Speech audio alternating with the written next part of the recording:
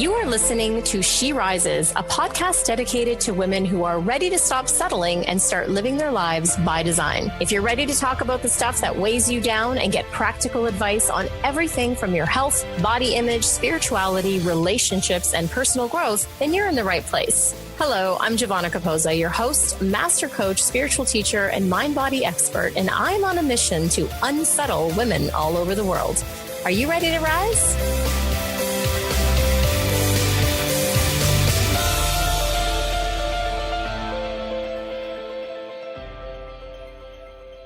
Hey guys, welcome back to another episode of She Rises. I'm your host, Giovanna Capozza, and I'm here today with Yvonne Tally. Yvonne is the author of Breaking Up with Busy and leads meditation and de-stressing programs for corporations, individuals, and private groups in Silicon Valley. She's an NLP Master Practitioner, and she's co-founded Poised Inc, a Pilates and wellness training studio.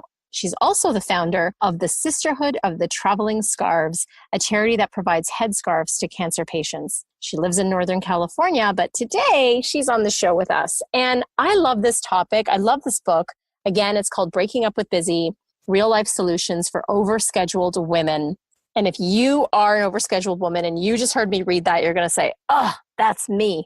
You know, we wear busy in this day and age as a badge of honor. You know, so many of my friends, including myself, it's like, oh, I'm busy. And it seems to be this badge of honor we take on, and somehow we find significance and worth in being busy. I know me, for one, when I started my business, and, you know, I took some time off even before I started my second business, and I was on a sabbatical, I had a lot of judgment around not being busy enough. You know, I felt lazy. I felt like I wasn't doing enough. And so I love this book. I love that it reintroduces this concept of not being busy. Hey, fancy that, right? How about we just not be busy all the time? How about we take time to reflect, to meditate, to be contemplative, to slow things down? How does that feel for those of you listening that might be overscheduled and busy?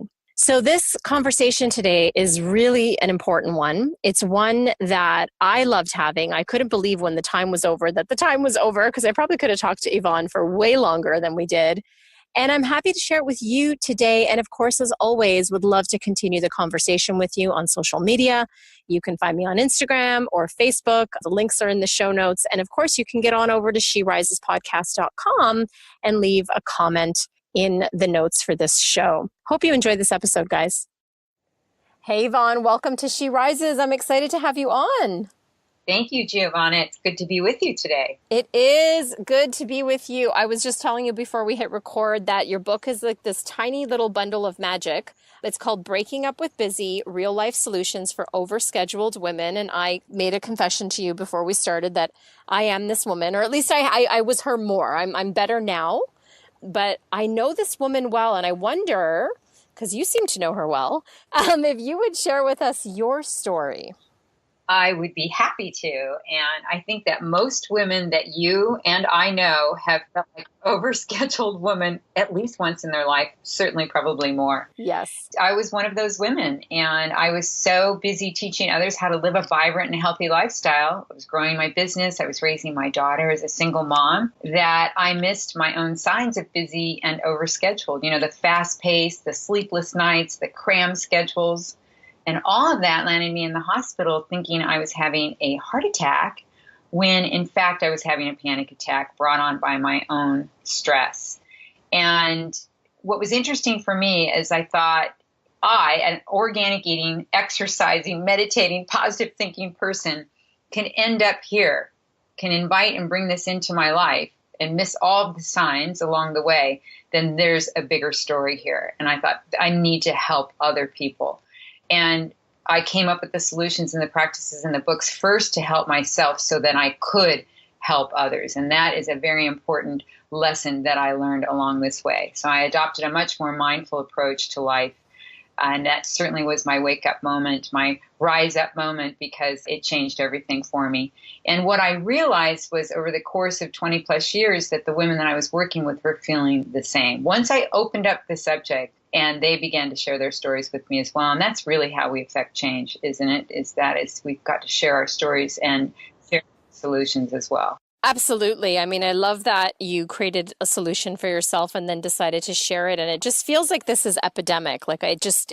And also like when I got the book, I realized like Breaking Up with Busy is, first of all, a fantastic title. Like I love great titles, and it's a great title. And I loved it because we wear busy as a badge of honor. Right? Like I hear so many women around me like, oh, I'm so busy. I'm so busy. But they almost say it like it's a badge of honor, a badge of self-worth somehow. And I wonder if you could speak to that a little bit, whether it's, you personally or even some women that you've worked with. Oh, I think it's people. What I write in the book about I'm busy is, I'm fine used to be how we greeted one another. And now it's I'm busy. And it's an entree to and an exit to a conversation. In the culture and the condition that we live now, we're often, with all the comparisons, especially the comparisons that come through social media and the overexposure of our culture now, we often find ourselves faking happiness. And a way that we do that is that we cover things up. But we also connect, and we want to feel important. And that idea of busy, that has gone from being something that we say to a habit, and a habit now is really building this culture of busy. And busy has that allure of making us feel important. If I'm busy, you're busy, we get each other, and we can connect on that level. But if you're going to continue to be busy and I want to be a part of your group, then I need to do the same. And that's human nature. We do that with many, many things, and busy is certainly one of those things. And there's this comparison, it used to be the leisure class that really signified that, oh, I've made it, I'm there, I can take time off and relax. Well, we've turned that thing completely on its head. Yes, totally.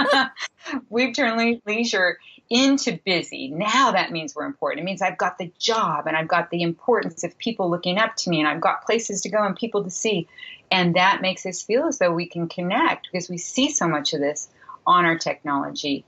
And we just want to be a part of it. Absolutely. I mean, there's messages everywhere about like busy and the hustle and it is a badge of honor because it's where we get our significance from.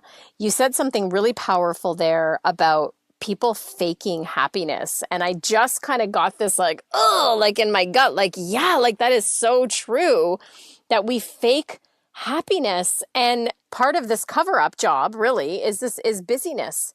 Oh, yeah, that was just such a great insight for me. Like, I absolutely love that. So talk to us a little bit about, I do want to get into some of the practical tips. Your book has amazing, for those of you listening that haven't read the book or haven't heard of the book, grab it. It's really, really practical. Like, I loved how practical it was. And you have some great advice in there and also some exercises. But talk us through a little bit, like, so you had this moment, right? You had this moment where you thought you were having a heart attack, and they're in the hospital and they say to you, well, it's an anxiety attack and it's caused by stress. How did you get from there to, the realization of, oh my gosh, I'm doing too much, but then actually taking the action steps? Because I would imagine, because it becomes a habit, doesn't it? It becomes sort of the way we thrive. Oh, absolutely. And, habit, what we practice grows strong. So if we're in the habit of being busy, then we just get really, really good at it. And as a culture, we are really, really good at it now. But to answer your question, how I went from that moment, that scared me enough. I could go into detail, the whole event. That scared me enough to make a change. So, and I have to be honest, Giovanna, in that moment, I felt like a fraud. I felt like, oh my goodness, here you're supposed to have all the answers. And what I realized was I was covering up all of my imperfections because I felt like I had to be that perfect person for my clientele, that they would have something to aspire to, and that I was setting the example. However, in reality, I was having the same challenges that all of them were having as well. And bringing the mindfulness piece into it, that's really what shifted things for me. I reconnected deeply with my spirituality, and I don't mean religion. I mean the spirited, mindful, soulful self that we all are. And I reconnected with that, and that's really what shifted. I brought meditation into my daily practice on a very deep level, and I found that had amazing examples of the way that you can not only clear mental space, but you can replenish and nourish your entire mind, body, spirit system. So those were the things that I began. Those were the action steps that I took. And the key is that I took one at a time. I determined what I needed most, and in that moment, I needed rest. So I changed my whole sleeping patterns. And again, one step at a time, I began to set my alarm clock across the room so I would have to get up and turn it off rather than hitting the snooze button. I prepared for going to bed earlier at night, knowing that it would take me X amount of time before I actually could get into a soothing sleep. And these were just one step at a time, small increments. I was that woman, that entrepreneur, that single mom that would put my daughter to bed and then work another 4 hours and pride myself and brag about getting by on 4 or 5 hours of sleep. And when I started to do my research, I realized how detrimental that was to my body, to my health, to my mind. So I began to make a real commitment to myself to get more sleep. And the way that I did that was in 15-minute increments.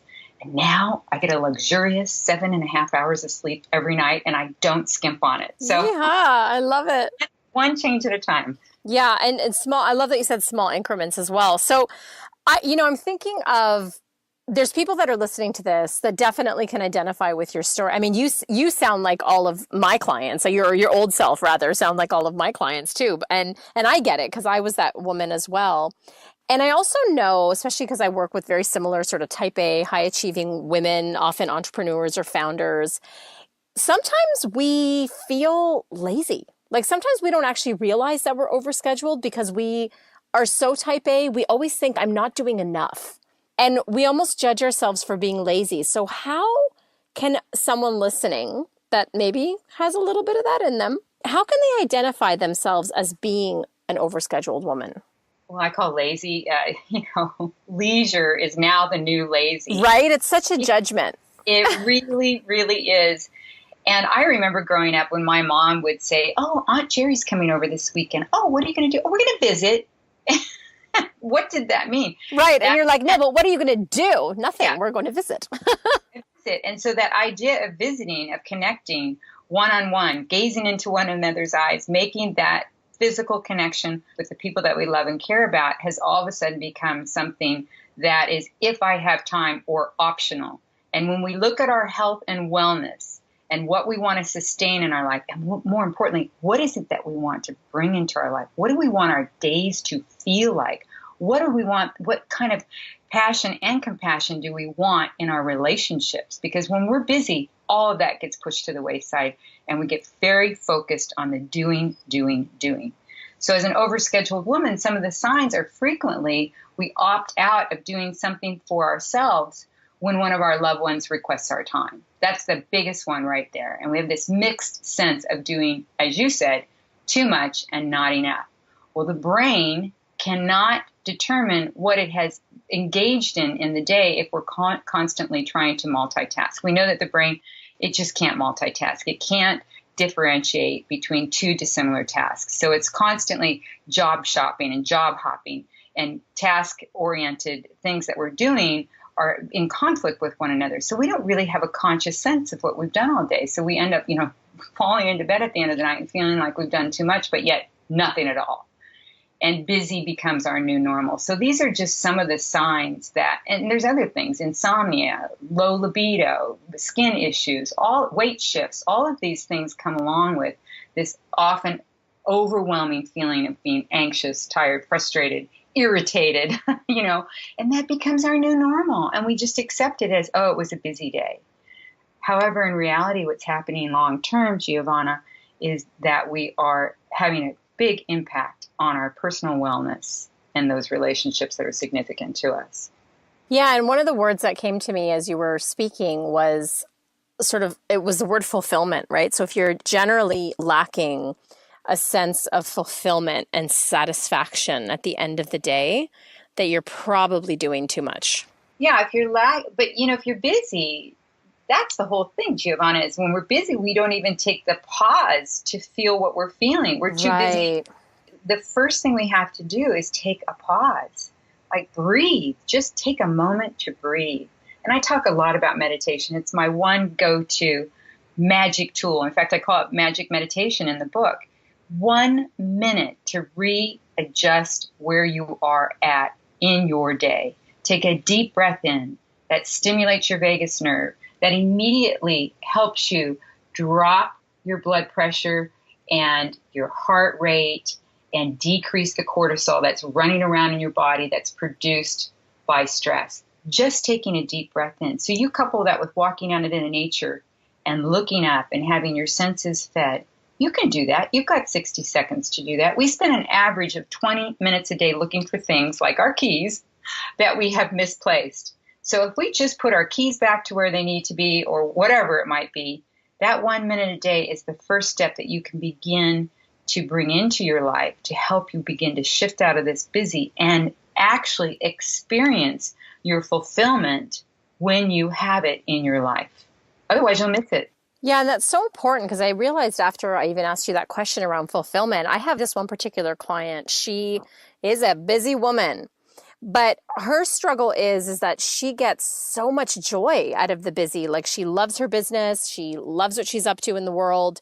She's really jazzed about it. And so she gets a lot of fulfillment from her being busy. So it's this fine line of finding, busy because you love it and you're doing something amazing in the world, and then overdoing it and not taking the time out for yourself.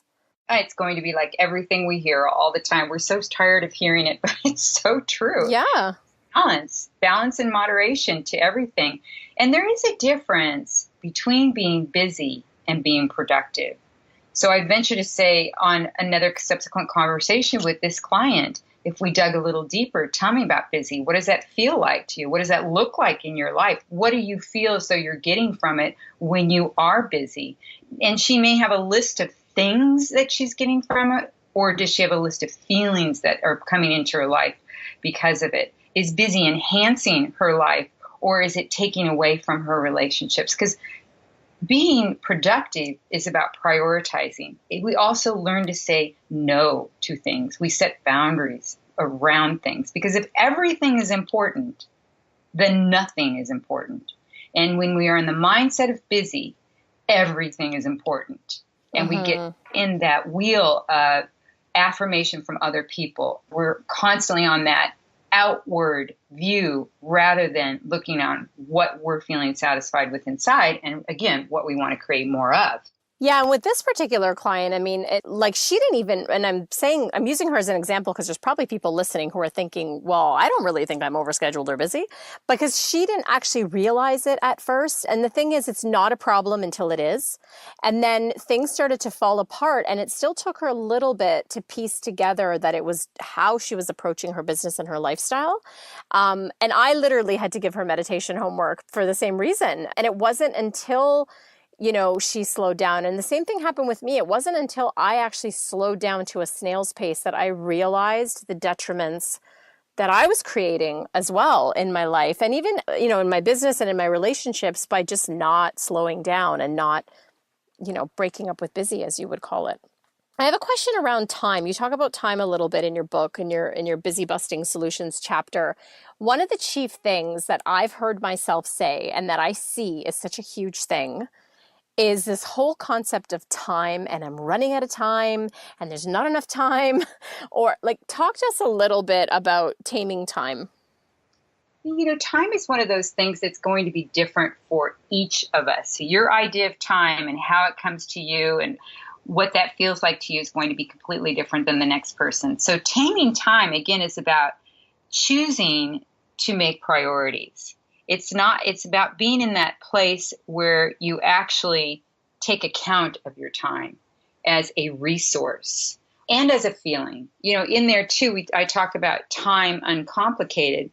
The three different circles of people that we invite into our lives. We have our inner circle, which are our confidants and the people that we love. And then we have that outer circle, which are people that we're going to see on occasions and that we're going to maybe be our office mates and that we see on a daily basis, but we don't really do anything social. And then as we move out from that, we have that circle, which are just the people we're going to see once in a while. So when you can kind of set that mechanism up for yourself, then you can start to look at the time that you're engaging with those people within those parameters. And you'll be amazed at how often you may, in fact, be giving away a lot of your time for that peripheral circle and taking it away from that inner circle. I remember coming home every night as a wellness consultant and personal fitness trainer and thinking, I gave the best I could to my clients today. I feel great about that. But you know what I was doing? I was bringing home the leftovers to my daughter.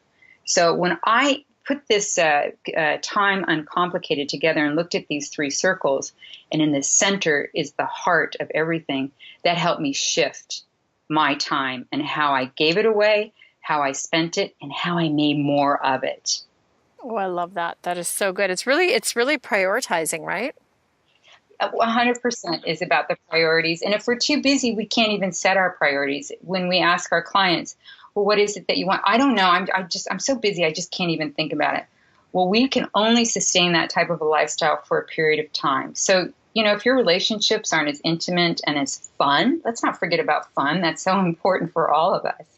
And if your relationships have shifted and you find yourself just not enjoying the things that you once did, or if the things that you really enjoyed before now feel like they're a burden, then it's time. It's your time to take that pause and reconnect with yourself. And that will help you to not only reconnect with others, but determine what circle you're living most of your time in. Yeah. And going back to the meditation part too, like I literally just got off the phone with a client talking about that, because we don't actually realize the power of taking that moment of silence. And I call it taking a moment to spend with yourself, really to be the observer and to create some mindfulness, because it's only in the gap really that we could assess what's going on. And so I wonder if you could talk a little bit, and I think you call it being an active listener, I call it being the observer, but talk about the role of silence with this particular topic of being busy. Yes. So silence, it is a powerful tool, and it's essential to being an active listener. That's part of it. So silence and quiet is a way, again, for us to replenish our mind and our body. We certainly do that in quiet sleep. We do that in meditation as well. And when you talk about the gap, that place that we go where we aren't making any assessments, we are just in the place of being. That's that deep place that, it takes practice. Meditation is a practice. It's not something we do. It's a way of being. And in that silence, when we have so much noise and so much stress and so much distraction, our brain, particularly the prefrontal cortex, and that is the area that manages complex processing like reasoning and logic and problem solving, that during stress and anxiety gets shut down. It can't work as well. And that's why you'll hear people say, oh gosh, I'm in a cloud. I can't think clearly. Well, in fact, that's exactly what's happening. Well, in meditation, we actually stimulate that part of our brain, which allows better focused attention. We can develop and pursue goals. And all of this happens because we've given that time of quiet and silence. So when we talk about silence as far as a tool for active listening requires us to silence that mind chatter, those distractions, and disconnect from emotionally charged feelings that can undermine our goals and our desires. Because often what we're doing is we're engaging imagination. Imagination when we're young, it's so powerful. We spend hours in imaginative play. And then when we hit about 6 or 7, we get that message, stop doing that, quit fooling around, pay attention. And suddenly imagination, over time, that imagination goes from being something that can create just really incredible imaginative play and joy and pleasure to something that is now to be resisted and ignored. But guess what? The mind wants to imagine. It is a powerful way for us to create. And we do it every day in the what-if scenarios. So we've taken that incredible tool, that powerful tool of imagination, and we've separated it. Well, what I say is connect that powerful play, that imagination, with silence, and use that imagination to create what you want in your moments of silence. And you can do this in guided meditation. I absolutely adore that. And I have a personal experience with that just not that long ago. I have a ritual that I do every morning, and I just call it quiet time. And if TVs don't come on, radios don't come on, I don't look at my phone, I make a cup of coffee or a tea, and I literally sit and I stare out my window and I give myself quiet time. And just very recently, maybe because it's summer here and the weather's gorgeous, I had this little flashback of my childhood. And I was like, I remember when I used to lay on the bed, just like in contemplative thought. Like I'm talking like a small child. I used to do this. And sometimes I used to do this thing where I'd review my day and kind of look at what happened in the day. And I'd go into some imagination and I, daydream or whatever. And I tapped into that. And I have to tell you, it made my, quiet time, my morning time, just juicier is the word I would use. If I felt even more relaxed coming out of that and starting my day relaxed, but at the same time really energized. So I love that you brought that in, because I would have never thought of that as a tool to remind you to say, hey, get back into imagination. Yes, because we are doing it every day anyway. Right. We're usually imagining the worst case scenario. Yeah, so I could turn that, exactly. I could turn it around and make it work for you. Imagination is everything. I mean, when we think about it, if we just pause for a moment and look around, every single thing that we see, every road, every piece of electronic, every cloth, everything comes from human imagination. Everything on this earth. And, some say, well, in exclusion of nature, but I dare to say that nature is also affected by our imagination. Even the places that we've yet not gone or seen or touched, it is still touched from everything that we have done. And it's all been brought up through imagination. Airplanes, computers, everything has that imaginative quality for it to become a real thing. So imagine what you can do use that every day to start to shift your energy and your thoughts towards what you want to create instead of what you fear. I have to bring this one quote up from your book because it's a tiny, tiny little one. It's near the back, but I think I underlined it 12 times and highlighted it in 5 different colors because it's so pivotal for me. I was like, oh my God. So the quote is, I'm not in your rush. And I so needed to hear that one, because we often get caught up in everyone else's rush and everybody else and the world, really. The world is like, chop, chop, get it done. Come on, let's do it. I got off this phone with a brand new entrepreneur just recently, and she was kind of stressed out that she hasn't, hit the millions yet. And I was like, you just started, so we're like always on these other people's timelines. And I have allowed myself to feel the rush of someone else's rush. And I think this is why, like, you and I are on the same page about meditation and grounding and having that stillness, because if you don't have that groundedness in yourself, like, it's really easy for that to happen. So I would love if you could extrapolate a little bit on that quote, because I loved it. Well, that quote is, I was driving one day and that was on the bumper in front of me. That's amazing. Yes. And when I read that, Giovanna, immediately I took a big breath and I went, because right? I was rushing out of habit, out of my own habit. And also, it's an energetic field that happens. If you're in a room with people that are scurrying about, the idea that you're not going to scurry comes from a meditative practice. But most of us will start to scurry, rush. We'll get into the same pace. When you're speaking to someone or in a boardroom, in a group meeting of some kind, you watch from the beginning of the meeting till the end of the meeting. You'll see those ebbs and flows of how the tone, how the volume will shift, because people get into other people's space and energy and flow. And this is what this rushing is about, is to remind us that, first of all, rushing isn't going to make us do anything faster.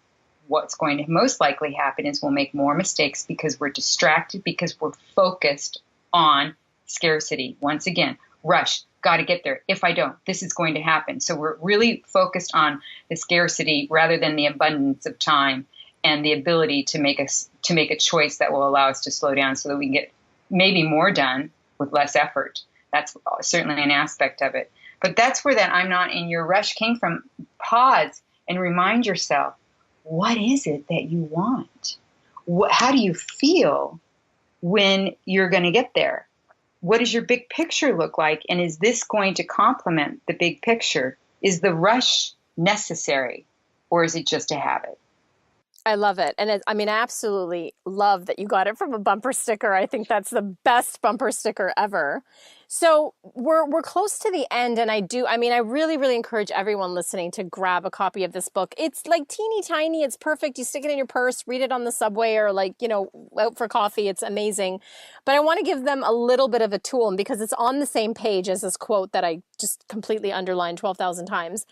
Talk to us a little bit about this practical tool you have about rating the rush, like really getting real with it. The rating the rush, that was one that came up so often with my clients because they would come flying in the door late and they would say, oh my gosh, I'm sorry I'm late. I was so rushed. I had X, Y, and Z to do. And that's what we end up doing, right? We get into that space. So what we need to do, the solution for that is just to reassess. Take 1 minute break from the rushing and reassess the importance of your pace. That rushing part, what's the importance of the pace? And then rethink. That's the second one. Rethink. Do I want the worst thing or the best thing to happen? And that might sound like a crazy thing to ask. Well, of course, we all want the best to happen. Well, do we? Think about that. Rethink that just a bit. And then the one that always people just love, clients love, I love, is that reboot. Now you're ready to reboot your day or reboot your hour. Or how about just the first 15 minutes? So give yourself permission not to make the big sweeping change. Just remember that you can reassess, you can rethink it, and you can reboot it. And that will change everything for you. And another thing, too, as a practice, as a solution and a practice, there's 3 things that you can do to begin really being aware of the pace that you're traveling through each day. Try one of these 3 things or all 3. Slow down the way you talk. Slow down the way you walk. Slow down the way you drive. And see how that feels in your body and in your mind for that matter. I mean, maybe you're a fast driver and you didn't even realize you're a fast driver. Maybe you're a fast talker and you didn't realize you were a fast talker. So what it does is it gets us really familiar, or at least draws attention to the pace that we're in. And if we want to change the pace, we want to reduce the busyness and the distractions and the mistakes and the misunderstandings, we've got to slow down to be able to do that. And I'll just add to that. When Gandhi had a busy day, instead of meditating an hour or whatever it might have been, he meditated 2 hours or twice as much as what he thought he would do, because he knew that would be the most effective, meaningful way that he could enter and honor his day. Oh, so amazing. And such a brain twist for many of us listening, especially in, our Western North American crazed society. Thank you so much, Yvonne, for writing this book, for putting this information out there, and for being on the show and to share your wisdom. Oh, thank you. It was my pleasure, Giovanna. Thank you so much for tuning in, and keep rising, everyone. For books and resources related to today's episode, make sure you head over to SheRisesPodcast.com, and I'll see you there. If you've enjoyed today's episode, make sure you tune back in next week when I dive into more juicy topics to help make your life the best it can be. And hey, if you've enjoyed listening to the show and you love it, head on over to iTunes and leave me a rate and review and subscribe there to the show.